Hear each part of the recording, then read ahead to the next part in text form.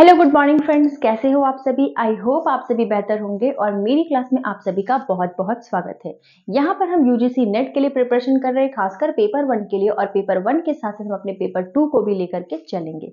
चलिए, तो यहाँ पर हमारा चल रहा है स्टेप ऑफ रिसर्च। जो भी मेरे साथ नए जुड़े हैं, प्लीज मेरे चैनल को लाइक शेयर एंड सब्सक्राइब जरूर करिएगा। और आपने अगर मेरी प्रीवियस वीडियो नहीं देखी है, जो कि मैंने बहुत ही ज़्यादा डिटेल वाइज समझाया है, तो एक बार प्लीज़ आप जाइए मेरी प्लेलिस्ट में और वहाँ पर आपको टीचिंग एप्टीट्यूड की सारी वीडियो मिल जाएगी। बहुत ही डिटेल में मैंने समझाया है, आपको एक बार में समझ में आ जाएगा।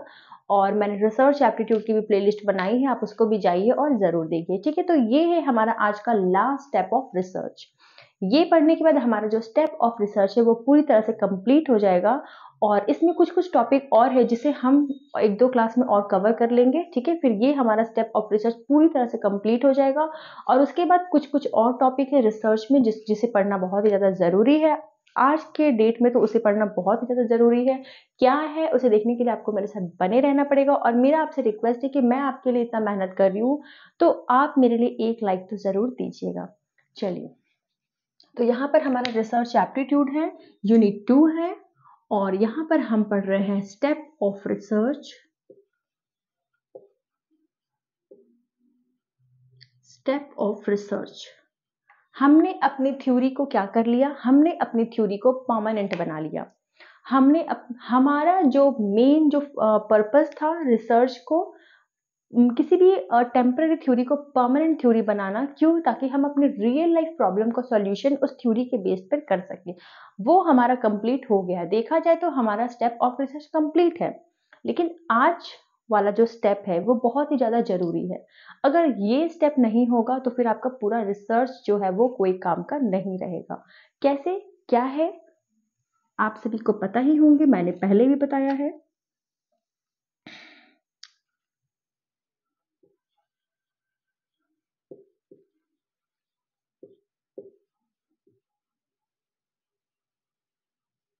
Report writing. रिपोर्ट राइटिंग ये जो है वो स्टेप ऑफ रिसर्च का आखिरी स्टेप है, रिपोर्ट राइटिंग। रिपोर्ट राइटिंग बहुत ही ज़्यादा जरूरी होता है किसी भी रिसर्चर के लिए, अगर वो अपना रिसर्च को कंप्लीट कर लेता है। रिसर्च रिपोर्ट में, रिपोर्ट राइटिंग में ऐसा क्या होता है, क्यों ये जरूरी होता है, तो चलिए बात करते हैं। रिसर्च रिपोर्ट में एक रिसर्चर जो है वो क्या क्या, वो जो भी चीज़ें उसने अपने रिसर्च में यूज़ किया है, जो भी चीज़ें उसने अपने रिसर्च में किया है, उन सभी को वो क्या करता है, मेंशन करता है। जैसे कि वो सबसे पहले रिपोर्ट राइटिंग में क्या करेगा, टॉपिक को मेंशन करेगा, किस तरह का टॉपिक उसने यूज़ किया है, टॉपिक के बारे में बताएगा, वेरिएबल्स के बारे में बताएगा, क्या क्या वेरिएबल्स यूज़ किए हैं, इस टॉपिक का ऑब्जेक्टिव क्या है, वो ऑब्जेक्टिव के बारे में बताएगा, क्या क्या ऑब्जेक्टिव है इस टॉपिक का। वो टेम्पररी हाइपोथेसिस के बारे में बताएगा। हाइपोथेसिस को हम बाद में लेते हैं, सबसे पहले वो फिर क्या बताएगा, सैंपल को बताएगा कि उसने किस तरह से सैंपल को कलेक्ट किया है। फिर वो डेटा के बारे में बताएगा, उसने डेटा को कहाँ से कलेक्ट किया है, डेटा का एनालाइज उसने कैसे किया है, उसके बारे में वो बताएगा।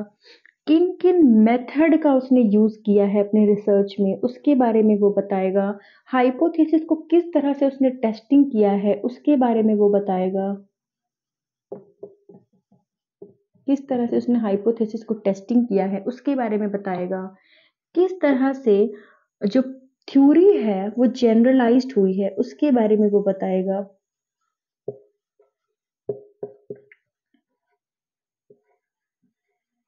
मतलब ऑल थिंग्स, जो भी चीजें उसने अपने रिसर्च में किया है उन सभी के बारे में वो अपने रिपोर्ट राइटिंग में मेंशन करेगा। ठीक है, यानी कि उसने पूरे रिसर्च में क्या क्या किया है वो आपको इस रिपोर्ट राइटिंग को देख करके समझ में आ जाएगा। फिर आप सोचोगे क्यों ना हम डायरेक्टली रिपोर्ट राइटिंग करें। कैसे करोगे, जब तक आप पूरा रिसर्च को नहीं करोगे, आप रिपोर्ट राइटिंग, किसी की भी रिपोर्ट राइटिंग को देख करके भी अगर आप समझना भी चाहते हो तो भी आपको ये सारे चीजें के बारे में पता होनी चाहिए कि वेरिएबल्स क्या है, ऑब्जेक्टिव क्या है, सैंपल्स क्या है, डेटा क्या है, हाइपोथेसिस क्या है, जनरलाइज थ्योरी कैसे करते हैं। तो इन सभी चीज़ों के बारे में एक रिसर्चर को तभी पता चलेगा जब वो रिसर्च करेगा, ठीक है। वरना अगर वो अच्छे से अपने रिसर्च को कंप्लीट नहीं कर पाएगा तो वो किसी दूसरे का रिसर्च रिपोर्ट राइटिंग को भी देख करके नहीं समझ सकता है, ठीक है। तो रिपोर्ट राइटिंग बेसिकली क्या होता है, एक समरी होता है कि उसने अपने इंटायर रिसर्च में क्या क्या चीजें किया है, उसका एक समरी रिपोर्ट होता है। लेकिन वो डायरेक्टली नहीं कि ऐसे एक पेज लिया और पेज में लिखना स्टार्ट कर दिया, ये टॉपिक है, ये वेरिएबल्स है, ये ऑब्जेक्टिव है, ये सैंपल है, ये डेटा है, ऐसे नहीं करेगा। वो सबसे पहले क्या करता है, वो सबसे पहले जो उसका जो पेज है जिसमें वो रिपोर्ट राइटिंग करेगा, वो सबसे पहले क्या करेगा, क्या करेगा सबसे पहले, वो सबसे पहले क्या करेगा, उसका क्या करेगा, इंडेक्स बनाएगा, एक्नॉलेजमेंट बनाएगा, ठीक है। उसके बाद ऑब्जेक्टिव क्या है उसको मेंशन करेगा, ठीक है। और फिर वो क्या करेगा, बैकग्राउंड देखेगा, बैकग्राउंड कैसा होना चाहिए वो डिसाइड करेगा, टॉपिक का स्ट्रक्चर कैसा होना चाहिए वो डिसाइड करेगा, लिस्ट ऑफ टेबल्स क्या क्या होने चाहिए, लिस्ट ऑफ फिगर्स क्या क्या होने चाहिए, लिस्ट ऑफ अपेंडिक्स क्या क्या होने चाहिए वो सबको डिसाइड करेगा, इंडेक्स कैसा होना चाहिए वो डिसाइड करेगा, इंट्रोडक्शन में क्या लिखेंगे वो डिसाइड करेगा, ठीक है। एम्स एंड ऑब्जेक्टिव क्या होंगे वो डिसाइड करेगा। मतलब इन सारी चीजों को सबसे पहले वो क्या करेगा, डिसाइड करेगा, यानी कि अपना रिपोर्ट राइटिंग को वो क्या करेगा, एक तरह से डेकोरेट करेगा। उसके बाद वो ये सारी चीजों के बारे में वो बताएगा, ठीक है। तो यहां से वो स्टार्ट नहीं करेगा, सबसे पहले वो कहां से स्टार्ट करेगा, रिपोर्ट राइटिंग जो वो कर रहा है उसको वो पहले क्या करेगा, डेकोरेट करेगा। कैसे कैसे, टॉपिक से, बैकग्राउंड से, एब्स्ट्रैक्ट से, इंट्रोडक्शन से, इंडेक्स से, list of tables, list of figure, list of appendix, introduction, aim and objective. तो इन सारी चीजों से वो क्या करेगा, सबसे पहले अपने रिपोर्ट राइटिंग को क्या करेगा, डेकोरेट करेगा, और उसके बाद एज अ समरी इन सभी चीजों को वो अपने रिपोर्ट राइटिंग में बताएगा। तो इस तरह से रिपोर्ट राइटिंग जो है वो स्टेप ऑफ रिसर्च का फाइनल स्टेज है, ठीक है। तो यहां पर हम एक स्टार मार्क देकर लिख सकते हैं, it is final stage, final stage of, आप सभी को दिख तो रहा है ना, मार्कर थोड़ा लगता है कि खत्म हो गया है। It is final stage of report writing,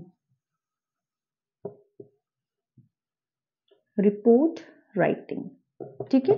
तो ये रिपोर्ट राइटिंग का क्या है, फाइनल स्टेज है। तो इस तरह से हमारा जो स्टेप ऑफ रिसर्च है वो हमारा कंप्लीट होता है। मैं आपसे फिर से एक बार रिक्वेस्ट करूंगी कि प्लीज मुझे मोटिवेट करें, और मुझे मोटिवेशन तभी मिलती है जब मैं आपका लाइक एंड कमेंट को देखती हूँ।